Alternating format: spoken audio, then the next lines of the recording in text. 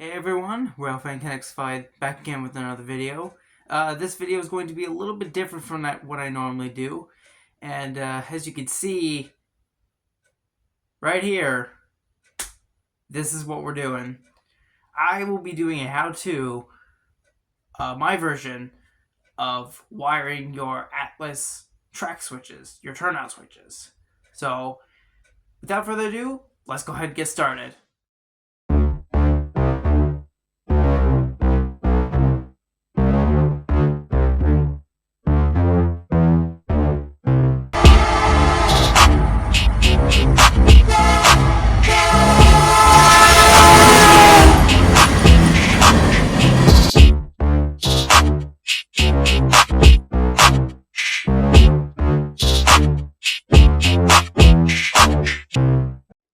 So I'm actually first going to give you guys a lowdown on how this is going to work, how this layout is going to be put together. So we're going to start on the north side. I've done a siding instead of another switch that goes into that empty space right there. I'm just going to fill that up with a bunch of stuff. I don't know what, but I'm going to figure that out. So the siding is, as you can see, it's going to have two of the delayed magnetic uncoupling devices, so I can put some cars within that siding if I want to either run around or keep them there for the time being. If, in fact, the yard here ever gets all jumbled up and such, and I want to do some work, and I want to set up some cars here, I don't have to set off some cars in the main line. I can just have it in the siding ready to go. So the yard consists of 7 different tracks. It's got about a few different switches. We will be wiring these switches, which is this is going to be one of the entrances within the yard. I've already wired the actual entrance from the main line into the yard. I have that all wired up down here. And I will show you guys the kind of the display of the switch system here in just a second. So we will be wiring the yard switches today, or at least a couple of them, just to give you a general idea of how it's going to work. I've already got the siding switches already done. They're wired up, they're hooked up, they're ready, they're running. So they're good to go. I do need to actually nail down some of this track because I have not done that yet. And I need to install the things onto the track. And I tested out, it's working. Works fine when the train goes into the siding, uncouples just fine. So, the yard, it's the same thing. Hopefully it works with some of these cars. I know I might have to change a few cars, couplers to something better. I've done that for a few of them, but I haven't done that for all of them, mainly because they either work or not. So, with that, and also the reason why you see this, the label oil here out on the layout is because these switches, some of these switches were not used in forever, so I had to oil them up in order to get them working again, and it's worked. It's worked quite well for some of these switches. And yes, look, there's the bean. I've oiled up this switch. I've oiled up that switch. I've pretty much oiled all the switches. I think maybe not all of them, but a few of them. But I have done that to a few of the switches because they were either stiff or they just didn't work properly. So it's worth it.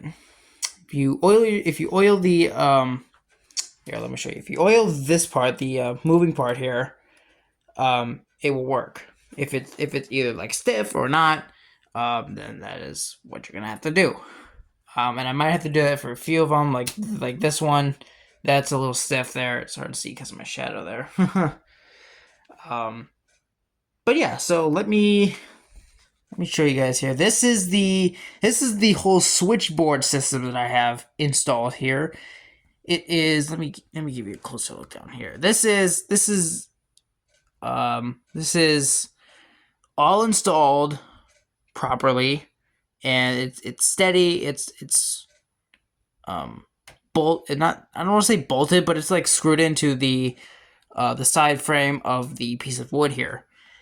And so what I've done also is labeled all of these switches to whatever the track lines up to. So like for this one, you have, this is the yard entrance that I have over here, and I've labeled them M and Y. M being the main line here, which is what this Norfolk Southern is on, and then the Y being the yard, and that tells me that when this is switched to the Y, it will be positioned to have the locomotive enter the yard. And the reason I'm doing all this is because I want to do this. I don't want to have to do this manually anymore. I can actually interact with a bunch of switches at one time, so I don't have to go all the way around the layout, switch that, go back here, do that, yada, yada, yada, yada. So that's the case of why I'm doing this. So, and one other thing. If you want to wire your switches, I do not recommend doing it with the track. And what I mean by that is I don't want you guys to wire up I don't want you guys to power all your switches with the track power, because number one, you have to keep your locomotive running to activate your switches, because if your locomotive is in the stop position with the power on, it's not going to work. That is what I found out myself. So keep it at a separate power pack. I do recommend that. Please keep it on a separate power, so that way you can either turn your switches on or off whenever you want to.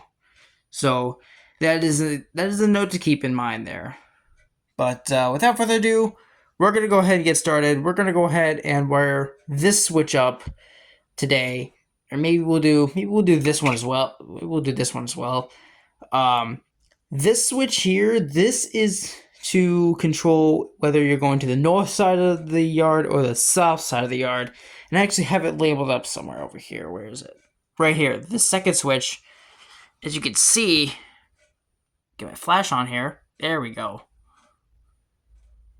I've labeled it north side and south side. So I hope to have it wired with the north side being on this side and then the south side switching to this side. Otherwise, I can just erase the pencil markings and just, flip it around if that has to be the case. Which I actually have to do for one of the switches, because apparently this switch, this is the east side, or no, the west side main switch for the siding, and it's apparently swapped around for some reason. I thought it wasn't, but, But yeah, I have all of these labeled out, from the main and yard switch to the track numbers, and for some of the ones I had to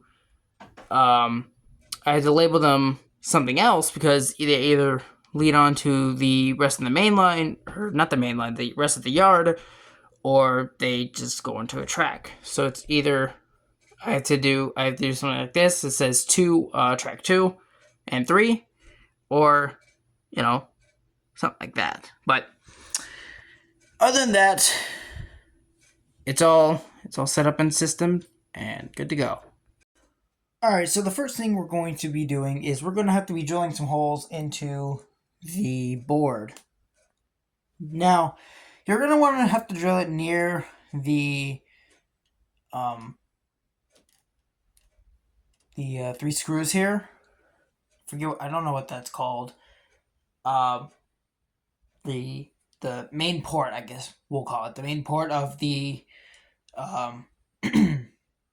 of the switch, the main power port, I should say, of the switch. So we're gonna have to be drilling probably at least 3 holes, like either over here, but if we have enough room, we can have one big hole for all 3 pieces of wire to go through. And we have to have 3 wires because that's how the switch is made to do. Because that's what all the other switches have. They have 3 main screw ports for the wires to be attached on. So that's what we're gonna have. That's what we're gonna have to do. And to do that, we're going to be needing a couple things. Number one, we're going to be needing a drill, and we're going to also be needing a screw like this. And the only reason that we have to use this kind of a screw, is because this is like one of the biggest screws I can find, that I have, that is at least big enough for one of the wires. And let me show you what kind of wire we're working with here. So I don't know what this is. I don't know what this is called. What kind of a wire this is called? Why is it blurry like that? I don't know why it was blurry like that. Sorry about that. We're working with this kind of wire here. It's kind of here. Let me get a shot of it here. There we go. This is going to be the kind of wire we're working with here. It's pretty decent, pretty kind of thick. It's not thin. It's not a thin wire, so that's why I suggested to use these kind of screws. So first of all, we're gonna have to be using the drill in order to make our holes. So that's what we're gonna have to do first. So I'm gonna put this on the forward position, and we're gonna go ahead and drill a couple holes, like right around here-ish.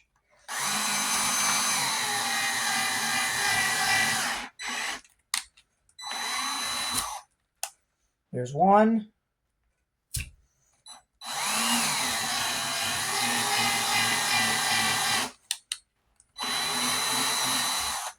There's 2.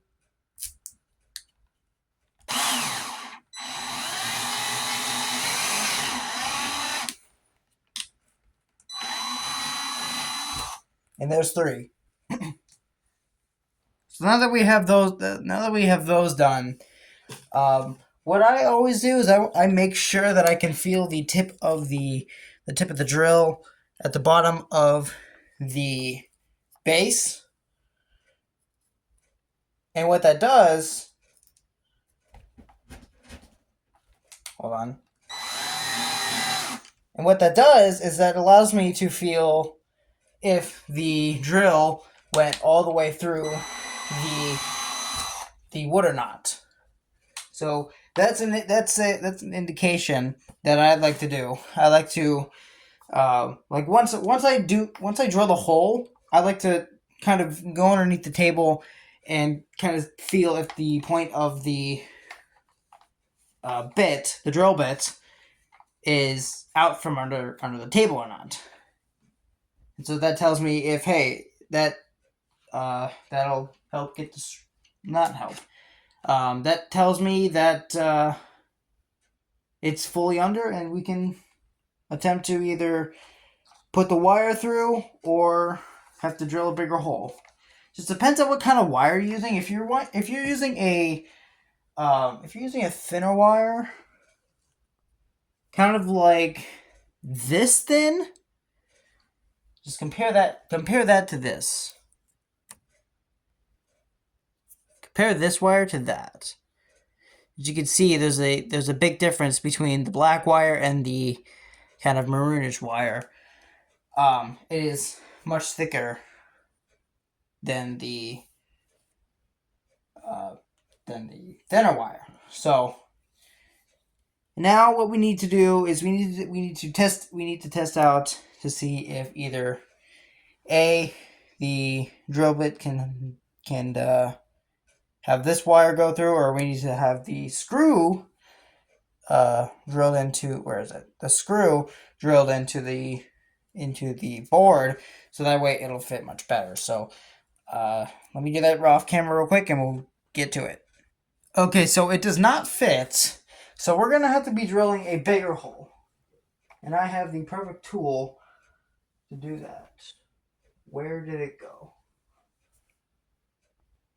Sorry, my bit fell off of the thing. So we're gonna have to use the screwdriver now to make a bigger hole in order for us to have the wire. In order for have the wire to fit properly. And if it's not big enough, then we can't fit that kind. So we're gonna go ahead and do that real fast.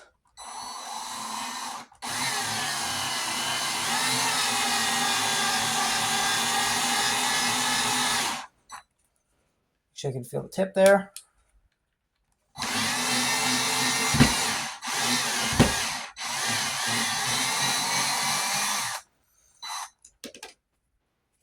There you go. I'm gonna let the screwdriver cool down a little bit because it gets hot after quite little time of being used. And so I will show you now. This wire can now fit perfectly. I'm feeding it through. There's the edge of the wire, and there's this wire. It fits perfectly now into this hole. So our next step would be to measure out the wire and get the right length in order to be able to reach one of the switches that we need to do. In this case, we are looking for the I don't know what to call it, but it's this second switch, the switch right here that controls either the north side or the south side, whichever way you go. So I'm gonna go ahead and do that off camera real quick, and I'll show you all what next. All right, so now after getting a piece of wire, this was already cut to a certain length. This was extra from the previous roll that I had. I had to get a new roll of this wire from the hobby shop because I ran out. But luckily, I had some spare pieces that I cut, and this was already ready to go. And so this does not come like this. You're gonna have to use a pair of scissors to cut the black covering around the actual metal wiring itself in order to take this in order to get this. It's a little bit of a process to do, but you know, you get it eventually. And once you've done it a couple times, you'll get used to it. So all right, so now what we're going to be doing is we're going to be hooking up this wire to its respective place. And so since I put this wire on the third spot, sorry if I stand, we're gonna go ahead and take our small, I don't know if you guys could see that, our small flathead, and these screws are technically these. I don't think anything else has it. But if you're using replacement screws that you have to use like a Phillips head for, then that is the case. But for all of these, the flathead will be your best tool to use, and you have to use. I recommend these size screwdrivers because they help a lot with small things like small screws and such. I have a whole 6-pack of these kind of screwdrivers, so pretty helpful, pretty resourceful. Definitely recommend them. But we're gonna go ahead and we're going to unscrew this, but not all the way, because we don't want it to fall off, because I can guarantee you, if you take this off, if you take the screw off, it's gonna be a pain to get back on. And from experience, I can tell you that from firsthand, it is a pain to get these screws into that. It is a pain. It is so hard. So you don't want that to happen, and we actually might have to do that for a couple of the ports on the switch controls, because I don't have enough screws or any screws on some of them. But we're gonna go ahead and we're going to put this onto the switch, kind of like that. Let me give you guys a better look here, like that. You want to have the wiring underneath the screw in order to have good conductivity. Otherwise, it won't really work as well. And you also want to make sure you have these screws really, really tightened in there, because if, like I said, if you don't have this tightened down onto the wire tight enough, you'll lose some conductivity and you won't get a good result. So that is an important note to take there. All right, so now that we have the wire all hooked up to the switch, we're going to go ahead and we're going to wire up the wire with the correct placement on the switch control. Again, it's very, very simple to do. It's not hard. If you do it multiple times, you'll get it. You'll get it right. If you don't do it the first time, there's always the second time. But so it's pretty much the same process here. You just have to unloosen the screw, and you also want to make sure that it is the correct placement on the switch control with the placement on the switch, because it could get a little mixed up if you swap certain wires. That's what I've been doing with all the switches and all the wires. I've tried keeping them in the corresponding spots with the corresponding placement on the switch.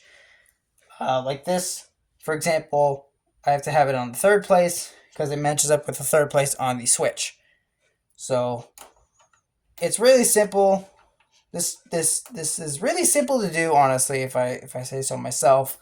It just takes a bit of time, but it's nothing too stressful. But once you learn it, then it gets pretty easy at times. But it does take a lot of work to wire up, especially if you have to cut the black cover off of the wire itself. So again, very simple. You just do this repeatedly until you have all three, and you're pretty much done. So to recap the process, so you start off with your switch. Well, first of all, you start off with your layout. Tack all the tracks down, tack all the switches down and whatnot. And then when you have your switches and stuff laid down and tacked, then you can start with the wiring. So simple process. You drill a small hole. Well, in my version, and you could follow along with this too. Your first step, hold on. Also, I might not have done all three, but this kind of just gives you an idea. It's just basically a repeated process of what I did. So it's technically 4 easy steps. You drill your hole. Well, in my case, you drill your small hole. It really depends. This process really depends on if you have this kind of black wiring. But if you have a thinner piece of wire, then you can go from you drilling your small hole to putting your wire in and then attaching it to the switch and the switch control. But for my process, step 1 is you drill your small hole, and then step 2, you have to screw in another screw to get a bigger hole for the wire to be put into. Step 3, measure your wire from your switch to the switch control, And what I would do is you could for that step you can have your wire like very close to your switch. It doesn't have to be. You don't have to attach it right away. It doesn't really have to be precise. You can have a little bit of slack, like I did for this. That's okay. If you have a little bit of slack, that's fine. And then step 4, you attach your wire. So it's that simple. Hope you guys found this helpful. Let me know in the comments if you guys like this process. It's a very easy 4-step process to do. I recommend it myself, even though I've literally just started doing this like a few days ago. So hope you found that helpful. And I just want to end off the video here with a few little notes. I will be doing videos like this from now on. And also there won't be many videos in the future, starting probably maybe this month or next month. Guaranteed probably next month. So you won't be seeing quite a lot of videos from me within the next maybe a month or so, due to specific reasons, but I will have it in another video to explain myself. But as for right now, hope you guys enjoy the videos. Don't forget to like, subscribe, leave me a comment, hit the notification bell, and so you don't miss either a premiere or maybe some other videos that I upload. I don't know. Just help me out, help the channel out. Let's get to 400 maybe by the end of the year, and that'll be a goal. That'll be a goal for me. Let's get to 400 by the end of the year. So again, like, subscribe, and this has been Real Fan Connects Fight, and I'll see you guys in the next video.